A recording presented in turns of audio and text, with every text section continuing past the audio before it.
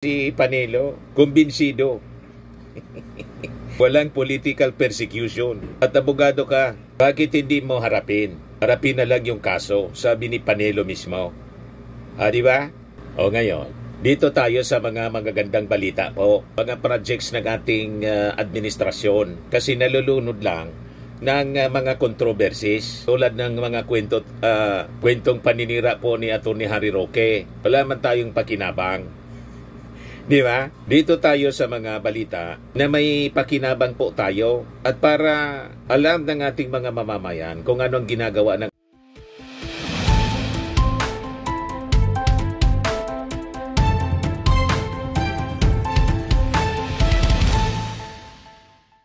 Ito naman po yung bago naming product na binibenta online.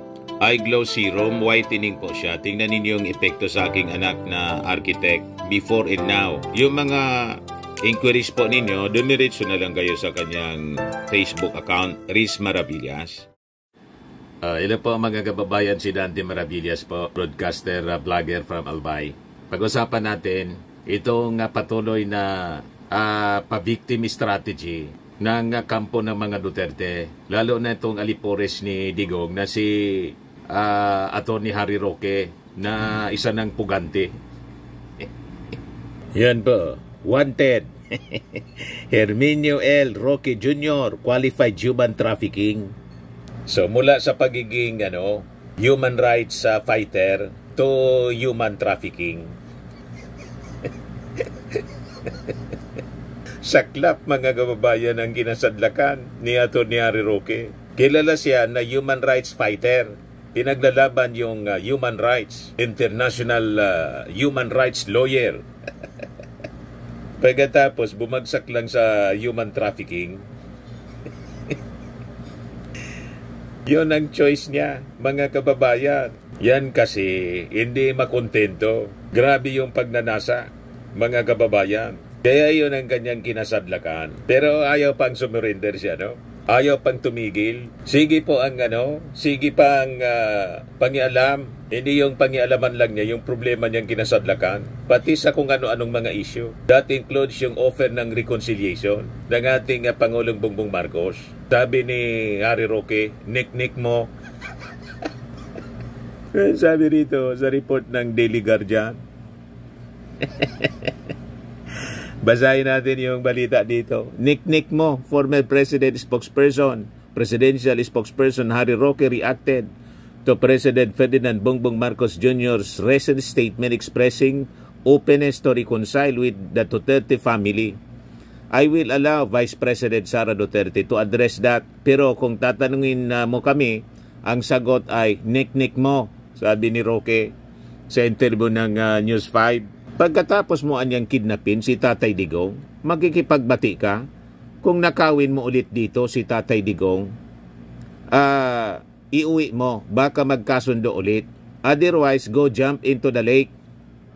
Bakit naman gagawin yun yung ating Pangulong Bongbong Marcos? Sabi nga natin, mga kababayan, yung ating Pangulo ayaw ng gulo. Kaya nag-offer siya ng reconciliation, hindi lang sa mga Duterte, sa lahat ng mga umaaway sa kanya. Kasi ayaw niya ng kaaway. Sabi niya, gusto niyang kaibigan. Maraming kaibigan. And in fact, hindi man po yung ating Pangulong nakipag-away. Ang nakipag-away, yung mga Duterte, hindi man sila inaano. Mula pa ng kampanya, kung ano-anong pinagsasabing mga masasamang salita laban sa ating Pangulo. Tapos si Sara nakipag-unity dahil po doon sa nangyari sa Kongreso, tinawag yung ating Pangulong, pinsan ng ating Pangulo, si Martin Romualdez, na tambaluslos. Doon na nagsimula mga kababayan. Pero yung ating Pangulo po, hindi man kumikibo. Hindi nga siya tinatanggal as DepEd Secretary kahit wala mang ginagawa. Si Sara na lang po yung inintay na mag-resign. You see, kasi nabuking na yung mga kabalbalan sa DepEd paggamit ng confidential funds. You see? So ano man, ba't gagawin ng ating Pangulong tumalon sa lake?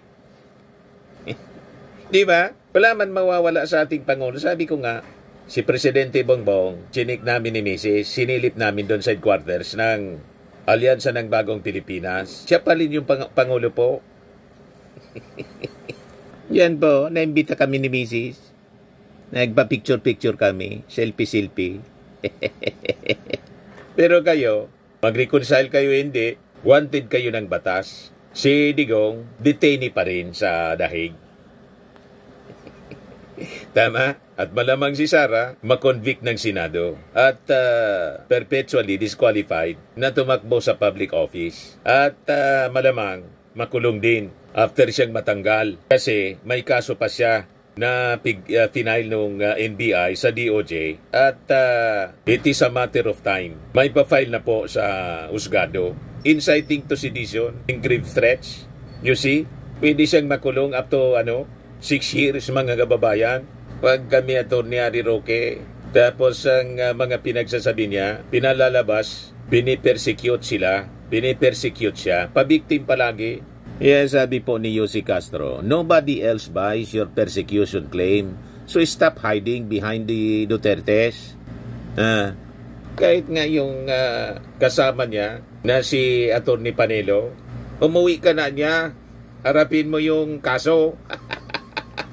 Naitanong po rito mga kababayan, pakinggan natin yung press briefing kanina ni Yossi Castro. Good morning po, Yusek. Yusek, even former presidential advisor Attorney Panelo believes that Attorney Harry Roque is not a victim of political persecution, and it appears daw po that he is a POGO lawyer and was encouraged to go home. Si Attorney Roque naman po sinabing nag-aaksaya daw po ng pera ang gobyerno para sa paghahanap po sa kanya dahil bumuo po ito ng tracker team.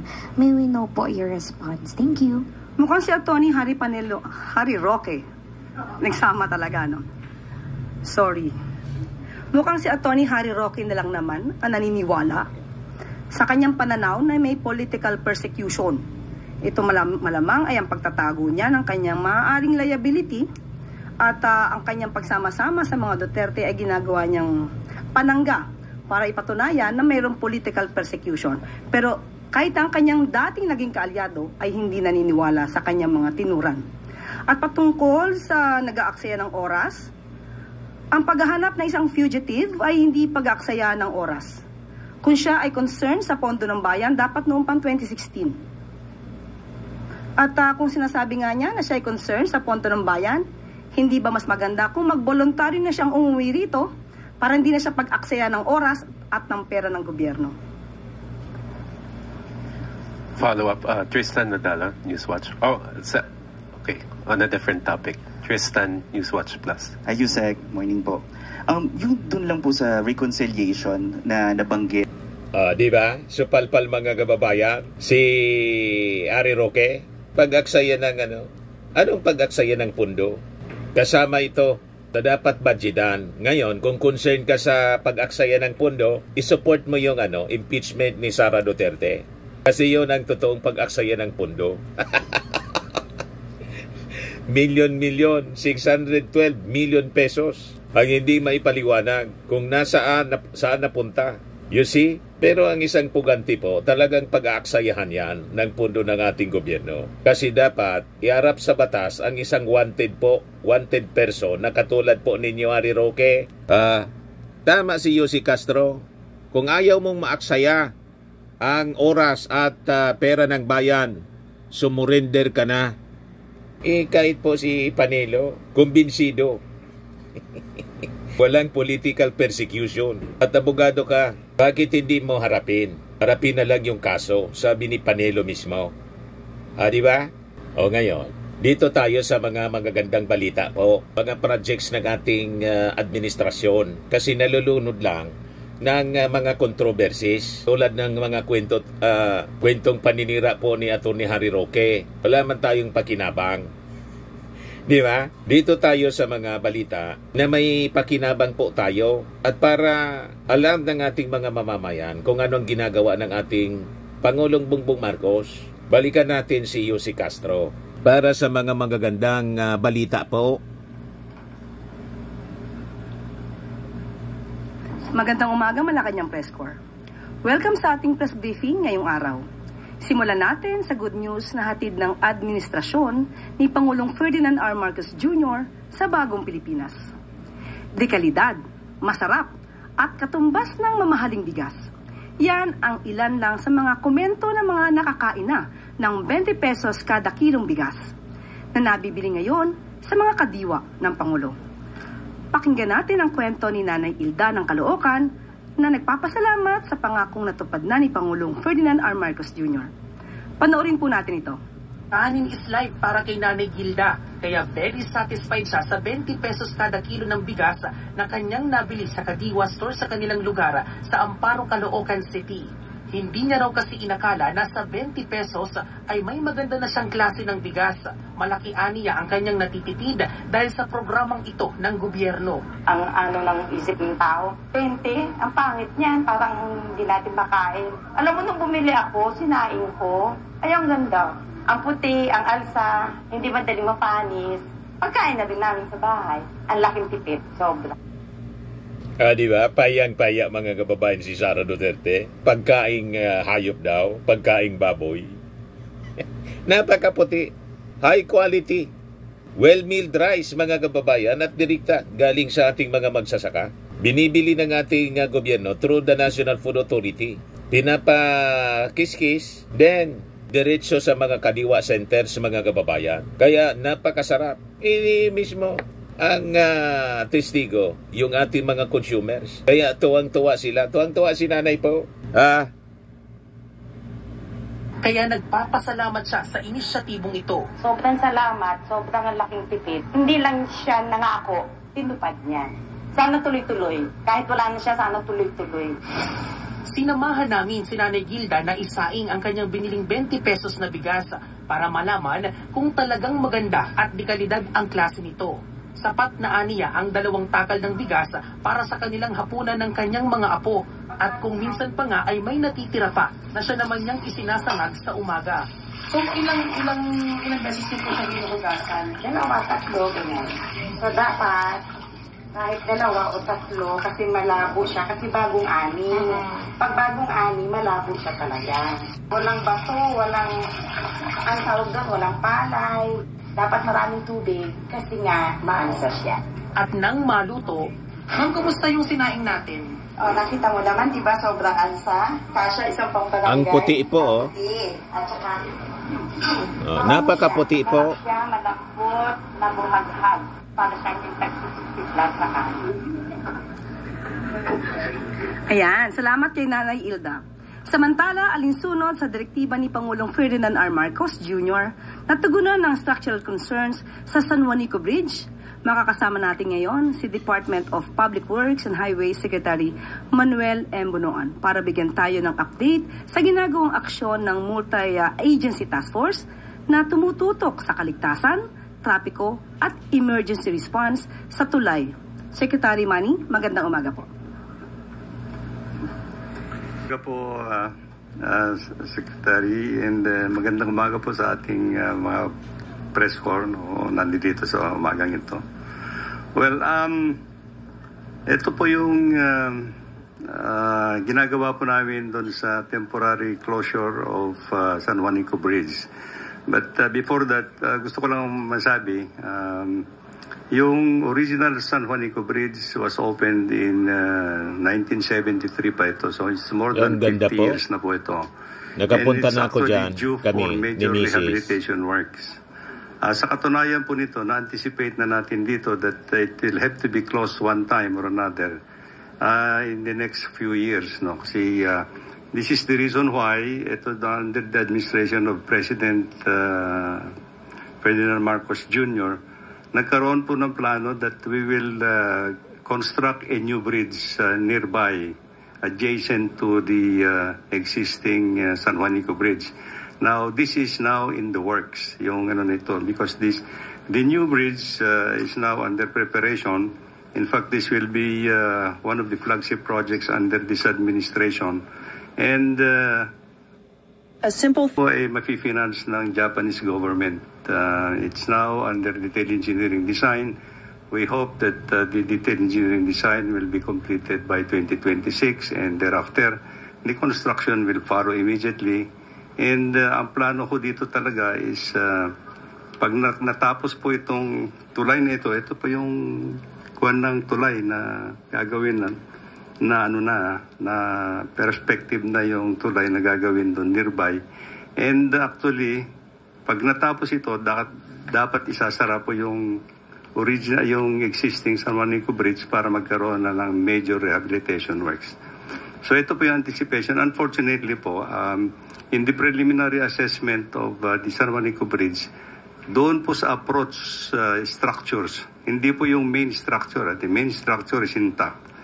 Doon po sa approach structures, may nakita po na mga segments that are already in the state of deterioration sa ibaba. So, and it was recommended that dapat i-close na kaagad. But in the further analysis of the pinayagan po namin ng 3 tons muna for the time being yung makalakbay dito sa tulay na ito for the time being. While we are now undertaking po ngayon, as I speak, ginagawa po yung immediate retrofitting doon sa mga segments that are found to be deteriorated at saka dangerous for heavy loads. No? So ito po yung ngayon. Siguro po ang kuha namin dito is we are expediting the process. In the meantime, nakipag-coordinate po kami with the local governments, Philippine Ports Authority, and dun sa PNP for the control of traffic. So, for the time being po, yung halimbawa, yung mga passengers that have to cross the bridge, unfortunately, they will have to stop on one end and they will transfer to another, to the same bus company on the other end. Pero yung transport po ng mga mga passengers are being shuttled free of charge po. Free of charge. So, ito po yung arrangements for the time being. And then, yung cargo po is actually we are coordinating with the Philippine Ports Authority. Kasi kung minsan yung mga cargo nanggagaling sa Luzon, no? From Matnog, kung po pwede po idiretso na dun sa may banda ng Carigara, sa may Leyte na po without passing through the bridge for the time being. So hindi lang po yung San Juanico Bridge ang inaayos. May panibagong construction, parallel pero nearby lang po dito sa sa Leyte and Samar, connecting Leyte and Samar. Ngayon, yung tungkol naman po sa EDSA, kasi isasara daw po yung EDSA for rehabilitation din. Nakikita ninyo mga major projects ng ating administrasyon, mga kababayan, na hindi nagawa ng mga previous administration. Ganun ang ating Pangulo. May update po dito si Secretary Bunuan. Ayan po, naitanong po ng mainstream. I'm sure that there will be some inconvenience to some extent actually because of we will be occupying some spaces along EDSA as we do the rehabilitation work. Pero ito yung pinag-uusapan po namin with Metropolitan Development Authority and Department of Transportation to plan out actually the traffic management so that we will minimize actually the inconvenience that will be brought up by the reconstruction of EDSA po. Ayan ang kunan namin. I think MMDA and the OTR are actually having the protocols and the traffic management plan laid out already so that tinitingnan po nila kung ano yung mga alternate routes that is available and how to manage actually the internal traffic in EDSA during construction po. Ano po sir yung mga pinag-aaralang traffic management plans? Kasi may nabanggit din po yung Skyway, Stage 3, baka magamit din. Ano sir initial na... I think that is one of the propositions of the OTR to arrange with the concessionaires of the Skyway to allow actually some of the vehicles from yung nagtra-travel sa EDSA to use Skyway in the meantime that we are undertaking po yung rehabilitation works. And then MMDA naman yata, if I recall, is actually to delineate actually yung mga separated yung mga vehicles, yung mga motor vehicles as against yung mga bicycles or motorcycles on lane by lane para hindi ho magkakalabo-labo and to smoothen actually the travel along EDSA as we do the rehabilitation po.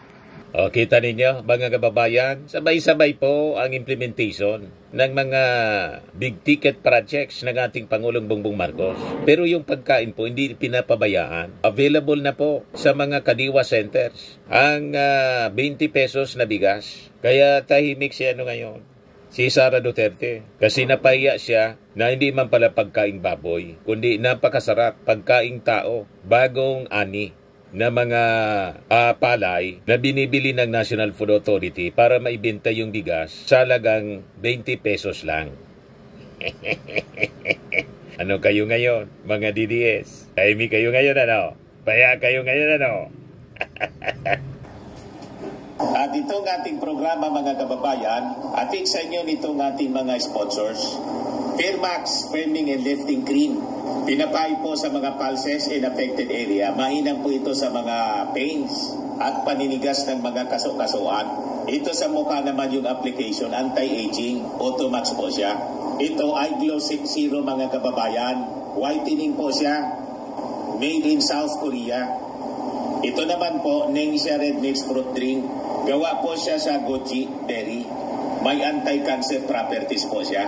At sa mga nagana po ng Malinis and Spaces Fitness Gym, pumunta lang po kayo sa aming Colossal Fitness Gym. May Grab ka rental din po kami. At bills payment po sa aming office.